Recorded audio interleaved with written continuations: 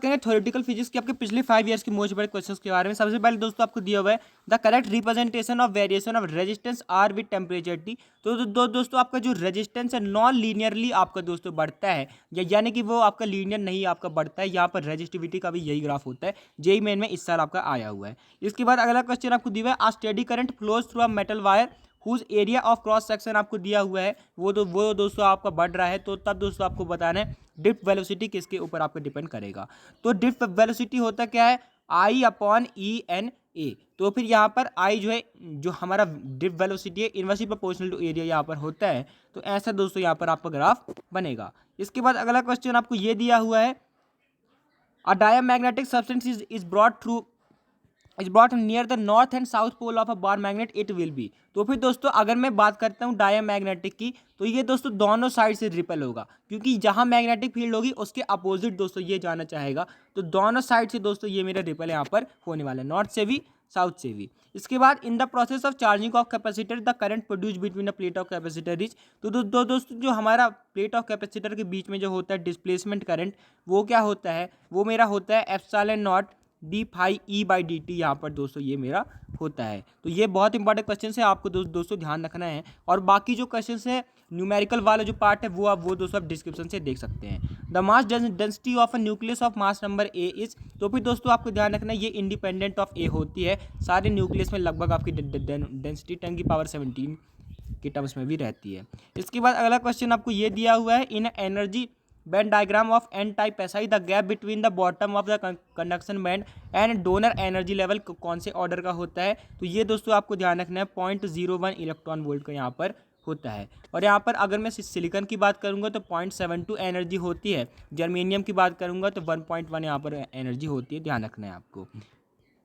Sorry जी वो मैंने गलत बोल दिया था। यहाँ पर दोस्तों एसआई की कितनी होती है 1.1 यहाँ पर होती है, और जर्मेनियम की आपकी 0.7 होती है। तो ये दोस्तों आपको ध्यान रखना है। इसके बाद दोस्तों हाइगन प्रिंसिपल से दोस्तों आपको रिफ्रैक्शन का जो लॉ है उसको दोस्तों आपको प्रूव करना है, तो वो दोस्तों आप देख लीजिएगा।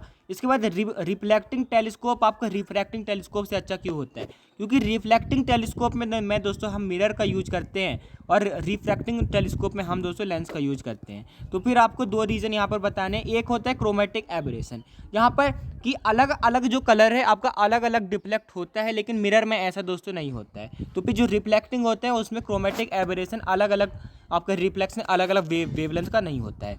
इसके बाद लाइट गैदरिंग एबिलिटी, जो आपकी रिफ्लेक्टिंग होते हैं ना वो आपके बड़े होते हैं, तो उनका अपर्चर बड़ा होता है, तो फिर मैं बहुत ज़्यादा लाइट कलेक्ट कर सकता हूँ और दूर की चीज़ों को भी देख सकता हूँ। और जो इमेज क्वालिटी होती है वो दोस्तों आपकी रिफ्लेक्टिंग वालों की ज़्यादा यहाँ पर होती है। इसके बाद आइंस्टीन का फोटो इलेक्ट्रिक इक्वेशन ने कैसे एक्सप्लेन किया, तो दोस्तों यहाँ पर क्या है काइनेटिक एनर्जी मैक्स जो आपकी होती है E-5 होती है, यानी कि यहाँ पर हमारे आइंस्टीन हमसे कहते हैं कि आपका इलेक्ट्रॉन जब तक नहीं निकलेगा जब तक आप उसको एक थ्रेशोल्ड एनर्जी के बराबर एनर्जी ना दे दें। इसके बाद वेरिएशन ऑफ फोटो करंट, यहाँ पर आपको इंटेंसिटी के साथ और यहाँ पर एनोड पोटेंशियल के साथ बताना है। तो इंटेंसिटी फोटो करंट क्या है, यहाँ पर कितने इलेक्ट्रॉन निकल रहे हैं वो आपका इंटेंसिटी का डायरेक्टली प्रोपोर्शनल यहाँ पर होता है। इसके बाद यहाँ पर एक मेरा एनोड पोटेंशियल के साथ भी बहुत अच्छा कर्व यहाँ पर बनता है। डिफरेंट इंटेंसिटी है, मतलब यहाँ पर ये है मेरा EV0, यानी कि फाई तो दोनों के लिए सेम है, फाई तो दोनों के लिए 200 सेम है, लेकिन यहाँ पर I1 I2 I3 अगर मैं इंटेंसिटी मेरी I3 की बढ़ी है तो मेरे ज़्यादा यहाँ पर करंट यहाँ पर निकल रहा है। तो ये दोस्तों आपको ध्यान रखना है। इसके बाद अगला क्वेश्चन आपको ये दिया हुआ है right 2 points of difference between an interference and diffraction pattern. तो फिर दोस्तों इंटरफेरेंस और डिफ्रैक्शन में क्या फ़र्क होता है। इंटरफेरेंस दोस्तों मेरा होता है defined as waves emerging from 2 different sources, यानी कि इंटरफेरेंस में मेरे पास दोस्तों 2 सोर्स यहाँ पर होते हैं, लेकिन डिफ्रैक्शन में क्या होता है कि एक ही वेव के डिफरेंट पार्ट से दोस्तों आपकी दूसरी वेव यहाँ पर निकलती हैं। इसके बाद यहाँ पर कॉन्ट्रास्ट इंटरफेरेंस में अच्छा होता है, लेकिन डिफ्रैक्शन में दोस्तों ये मेरा पुअर होता है।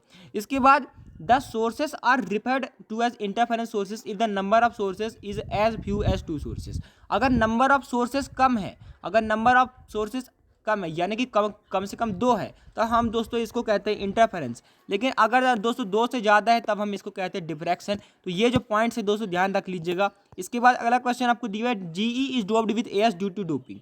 एस किस में आएगा, एस दोस्तों मेरा फॉस्फोरस वाले ग्रुप 15 में आएगा, यानी कि ये अपने साथ इलेक्ट्रॉन लेकर आएगा, यानी कि कंडक्शन इलेक्ट्रॉन मेरे बढ़ जाएंगे। लेकिन अगर दोस्तों आपको ये दे दे ग्रुप 13 वाले boron, aluminium, gallium, indium, thallium ये दे दें, तो फिर यहाँ पर आपका होल बढ़ जाएगा, क्योंकि ये मेरी ट्राइवेलेंट इम्प्योरिटी है। इसके बाद इन द फोर रीजन आपको बताना है कि the displacement current will exist in the region. तो फिर डिस्प्लेसमेंट करंट कहाँ होगा, जहाँ पर मेरी वेव होगी, जहाँ पर मेरी इलेक्ट्रोमैग्नेटिक वेव होगी। तो यहाँ पर मेरी वेव है ई नॉट साइन के एक्स माइनस ओमेगा टी, तो यहाँ पर मेरा क्या होगा, डिस्प्लेसमेंट करंट यहाँ पर होगा।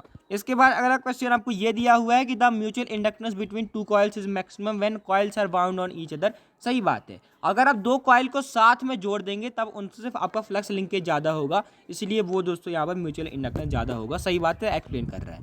इसके बाद plane and convex mirror cannot produce real image, गलत बात है। ये दोस्तों वर्चुअल इमेज की रियल इमेज यहाँ पर बना सकते हैं, कैन नॉट सर भी आपकी गलत बात है। इसके बाद ये आप दोस्तों ग्राफ देख लीजिएगा, यहाँ पर रेजिस्टिविटी, करंट और वोल्टेज सेमीकंडक्टर में कैसा ग्राफ आपको बनता है, ऐसा ग्राफ बनता है। यहाँ पर ओम्स लॉ आपका वैलिड यहाँ पर कर रहे हैं, लेकिन यहाँ पर आपको नेगेटिव रेजिस्टेंस यहाँ पर देखने को मिलता है।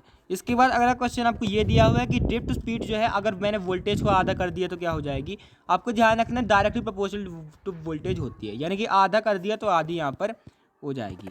इसके बाद which are the following remains same in primary and secondary coil, तो क्या क्या क्या आपका सेम रहता है, मैग्नेटिक फ्लक्स आपका सेम रहता है और पावर आपकी दोस्तों सेम यहाँ पर होती है। बाकी दोस्तों ईएम वेव का दोस्तों आप देख लीजिएगा, यही दोस्तों आपके कुछ क्वेश्चन से ये दोस्तों आपको ध्यान रखना है कि जो आप एफएम रेडियो है उसमें आपके रेडियो होता है, यहाँ पर आपके फ्रैक्चर ऑफ बोन में क्या हम यूज करते हैं एक्स-रे, यहाँ पर मस्कुलर स्ट्रेन में आईआर का यूज करते हैं। और इसके बाद लेंज लॉ आपका कंजर्वेशन ऑफ एनर्जी है, क्योंकि पावर लॉस आपका नहीं है। सही बात है। इसके बाद यहाँ पर आपको दिया हुआ है कि when PN diode is subjected to reverse biasing, तो आपकी बैरियर हाइट बढ़ जाएगी, रिवर्स बाइस है क्योंकि, और डिप्लीशन रीजन यहाँ पर आपका वाइड हो जाएगा। इसके बाद यहाँ पर आपको दिया हुआ है electron magnetic wave with wavelength 10 nanometre, तो 10 नैनोमीटर की कौन सी होती है, एक्सरे। तो दोस्तों आपको ये चीज़ें अच्छे से करके जानी है, ईएम वेव के आपके यूज, उनकी वेवलेंथ, उनका ऑर्डर सब आप दोस्तों देख लीजिएगा। Thanks for watching, keep learning.